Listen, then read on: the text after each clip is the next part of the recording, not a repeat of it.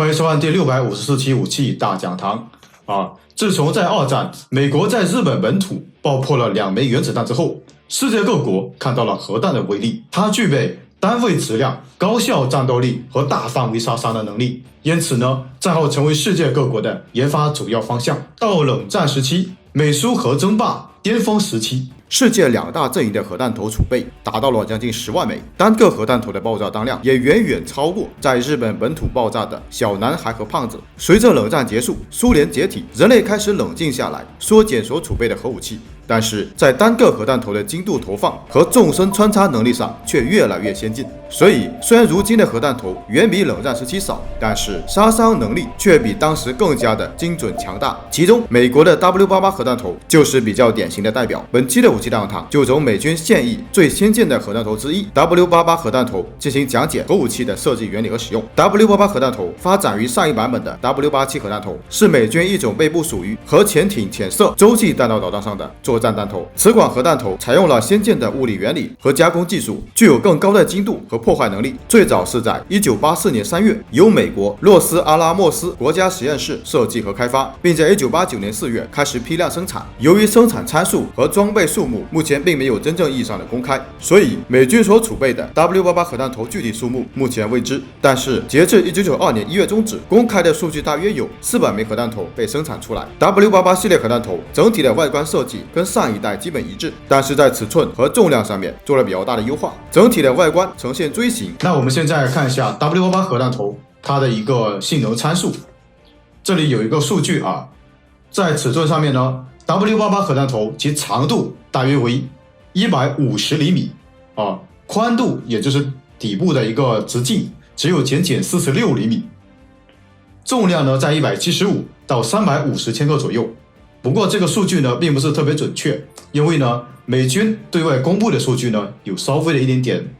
出入，其实际的一个重量尺寸呢应该小于200千克的。整体的结构因为处于严格的保密状态，真实的内部结构无法得知。但是从以前公开的消息和美军早期的核弹头设计来看，其基本结构不会差太多，基本包括外部的防护外壳、内部的引信、初级核弹、次级核弹、增压气体储罐和辐射外壳等组成。W88 系列核弹头之所以能够做到小型化，离不开整体的设计的优化和核爆核心的小型化。其构造采用了泰勒乌拉姆构型，这种核武器设计构型是目前世界上主流的核聚变武器所使用的方案。基本思路是，任何武器中的不同部分可以分级依次引爆，每一级爆炸所产生的能量可以用于点燃下一级。W88 系列核弹头初级核弹设计在锥形结构的上部分为弹形或者椭圆形结构，这样可以进一步的利用重返大气层载具的锥形结构，但是也带来了设计难度和核爆炸控制的问题。初级结构使用的是一种标准的内爆式裂变弹，包括最外部的结构外壳，第一层作为引爆的传统高爆炸药，由铀238制成的反射层、真空层和最内部的油布弹芯，其弹芯一般采用钚239或者铀235制成球形，并在中间注入少量的聚变燃料。聚变燃料一般是50:50的刀穿混合气体，用以提高裂变的效率。其中高爆炸药早期使用的是普通的高爆药，但是普通高爆药存在一定的危险性，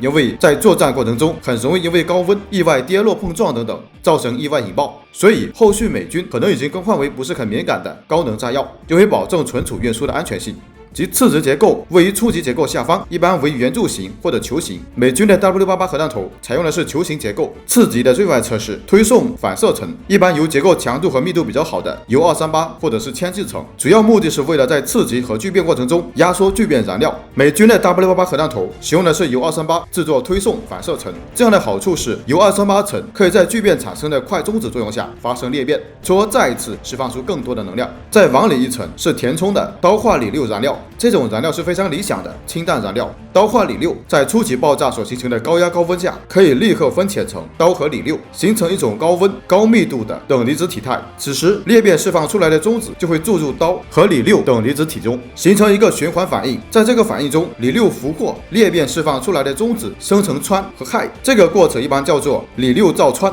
而造出来的氚又会和裂解出来的刀在高温下进行反应，刀氚反应又会释放出大量的中子，提供给锂路造穿，形成一个循环闭环。在这个过程中，还会释放出大量的能量。从这个设计可以看到，穿本身是不存在的，而是在初级爆炸最后现场造穿，然后与刀反应，发生核聚变，即造即用。相对于单独的储存氚而言，刀换铝的成本低廉，还是一种稳定的固体化合物，因此常温就可以保存，还大大的降低储存环境的需求，因此可以将氢弹做得非常的小。另外，在次级中会在刀换铝中间制作一个钚239或铀235制成的中空球体。W88 核弹头选择的是铀235，这样可以在二次核聚变过程中产生氚，提供更加充足的反应燃料。W88 核弹头的初级结构和次级结构中间叫做级间结构，这个结构目前公布开的资料非常的少，很难有详细的信息，这里就不过多阐述了。W88 核弹头的这些主体结构都被包裹在一个类似于花生结构的环空舱中，这个结构也叫做辐射核。这个辐射核一方面可以将初级核爆炸所产生的能量暂时存储于其中，也就是它会在初级核弹爆炸的时候产生的 X 射线作用下被加热到非常高的温度，随后它自身的热辐射会产生更为平均分布的 X 射线，而这些 X 射线将会被引导至次级核弹，从而引发辐射内爆。在辐射外壳外，就是大家日常所能见到的炸弹的外壳了。W88 核弹头的外壳是一个锥形结构，底部有用于安装固定在洲际弹道导弹第3级一个绝缘底座上的固定结构。在 W88 核弹头的最顶部是一个特殊制作的 MC3810 MK5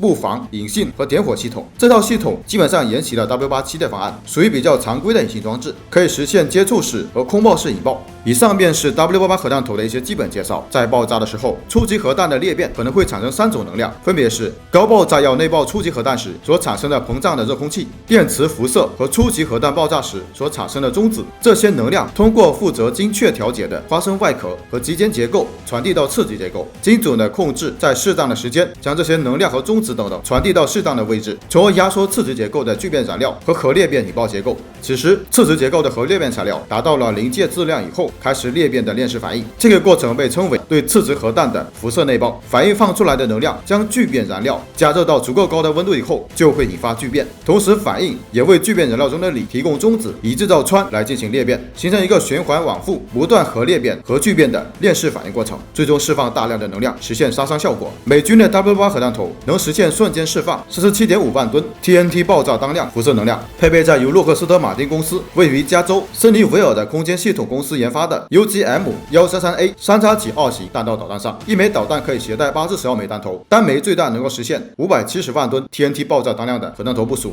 使用美国海军俄亥俄级核潜艇以及英国海军的前卫级核潜艇搭载发射，实现潜射核威慑力量，是美国和英国核三位一体的重要一环。W88 核弹头因为能实现极小的体积，从而实现更大的爆炸当量，所以美国海军只需要极少的核潜艇数量就能够达到同样的核威慑能力，一直以来都成为世界各国探秘的重点。另外，相对于 W87 核弹头将较重的刺激放置在上部， W88 核弹头将爆炸当量的主要来源的刺激结构放在锥形较宽的一边，位于下方，因此可以将刺激做得大一些，来实现更大的爆炸威力。但是也让飞行器的重心移动，这样对于载入大气层时的空气动力学稳定性就有一定的影响了。所以 W88 核弹头的尖端位置应该有增加配重，使其重心前移。不管怎么说，核武器一直都是世界各国的秘密杀手锏，具体的原理和工作方式并不是绝密，但是小型化和大威力如何均衡，是好多国家正在探索的重点。未来世界将会如何，我们无法提前预知，只能祝愿未来没有使用的那一天。无论怎么说呢，核武器一直都是世界各国的一个杀手锏的存在。当然呢，作为老百姓呢，肯定是不希望这款武器能够在战争中真正的被使用上只能期待以后呢，不要有这个使用的这个机会吧。好，我们只能说是期待世界和平。本期武器大堂到此结束，更多精彩武器视频和我们的一个图文的版本呢，我们在我们的微信公众号武器大堂里面呢进行更新像一些视频的版本呢，在我们的各大平台的账号呢都有更新，大家可以自行搜索查看。好，我们下一期见。